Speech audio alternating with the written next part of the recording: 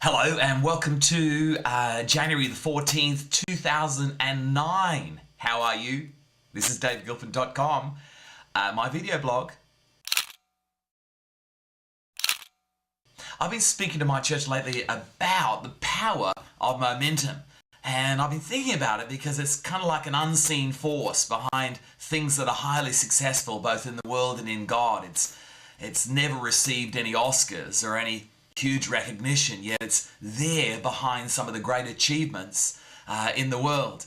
And I've been thinking this year, going into 2009, that I sense that I've got momentum, and partly it's because I didn't stop at the end of 2008. I've just kept on rolling, and that seems to be a key to momentum, to keep on going, to not stop, to not look back, to not assess for too long, to not do too long post-mortems on the past, but to gather pace. And I've learnt from my maths lessons that momentum is mass times velocity. And as a Christian, mass is everything that you've ever heard from God and put into practice, that you still have faith for now. And velocity is the speed at which you both hear from God and currently put stuff into practice. And so, if you've got a lot of stuff in your past, you've still got faith over, a lot of obedience to God, a lot of seeds in the ground, the seeds of faith that you've sowed in the ground, then you want to expect great things, and you want to have the knowledge that you're not wet behind the ears, you're not starting off afresh every year. You've got a huge mass behind you that's flowing into 2009, and I'm expecting great blessing, not just from being good today, but from having held the fort over a number of years consistently.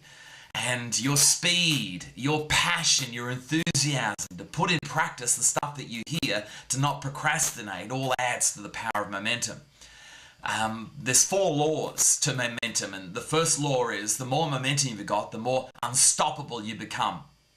That's pretty important. If you know me, there's a circus going on in my brain. I'm, slightly mental. But the thing about momentum is that it pushes small obstacles that could become huge back into the suburbs, away from the high street of your life. It makes potentially big things smaller things. And so when opposition comes and people complain about you and whinge about you, when you've got the full force of momentum behind you, you tend to roll over things, or you tend to push things to the side. The more momentum you've got, the more unstoppable you become. It's your greatest secret friend. Secondly, momentum reduces energy expenditure. If your life is just stop, start, stop, start, stop, start, it takes more fuel to start a car off and get a car going than it does to go 70 miles an hour on the M1. It reduces fuel consumption. And that's pretty important, because a lot of things that we do wrong, we do because we're exhausted. A lot of times we quit because we're exhausted. And a lot of Christians are more exhausted than they ought to be. They're exhausted because they start, procrastinate, stop, look back, quit, give up, compromise, look to the side, compare notes with other people, instead of just simply getting on the road, increasing speed, not looking to the left or right, not looking backwards, and picking up speed. You find that life gets easier, not harder. You find that obstacles get smaller rather than larger.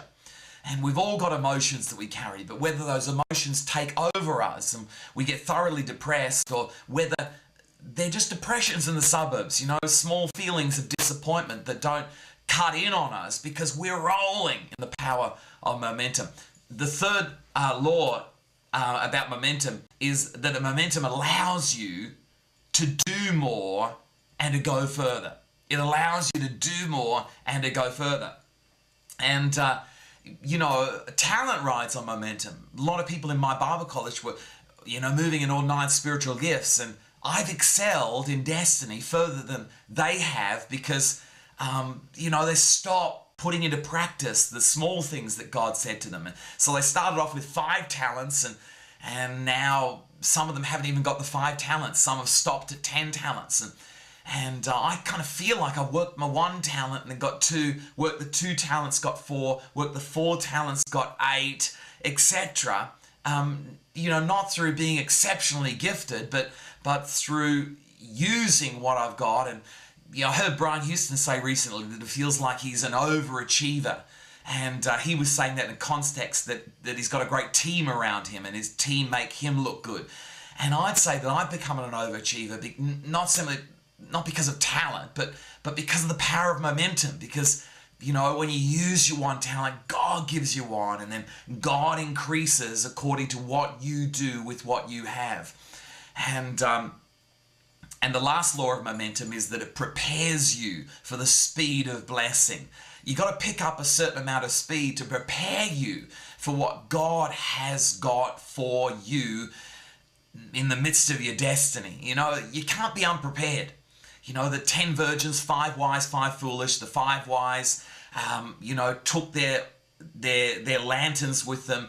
They grabbed some extra oil for the lanterns. They trimmed their wicks, and they were ready for the blessing of the wedding banquet. And the foolish virgins just took their lanterns. They didn't take any extra oil. They didn't trim the wick. They went off to get some oil. They missed out on destiny. You got to be prepared. You got to sow seed. You've got to plow the field. You've got to get ready for the blessings that God has for you. So if you want to come into the fullness of momentum, start with getting a vision of blessing. Stop looking back to the smallness of yesterday. Stop looking to the world to get your wisdom. We're part of the new covenant of Jesus Christ, the blessing of Abraham. This year is the finest of the land for you. So you can't retreat back to this is my cat just creeping around the place, Oh, toss it off there. You can't retreat back to the smallness of yesterday. You got to believe that the best of the land, the fat of the land is just ahead of you. Secondly, you got to get started. You just got to get started. You just got to get started. Thirdly, you got to get faster. You just got to increase. Go from tithing to giving offerings, going from praying for 15 minutes to praying a little longer, going from being generous to being even more generous. You've got to come into increasing amounts in everything that you do to increase the power of momentum. And lastly, you want to get prepared. You want to involve God in everything that you do. You want to get prepared for the blessings of God and not wait for success to come your way. Listen, don't miss out. 2009 is going to be a great year, but only for those who gather pace, who operate in the unseen force and experience of momentum. This is a year for you to become unstoppable.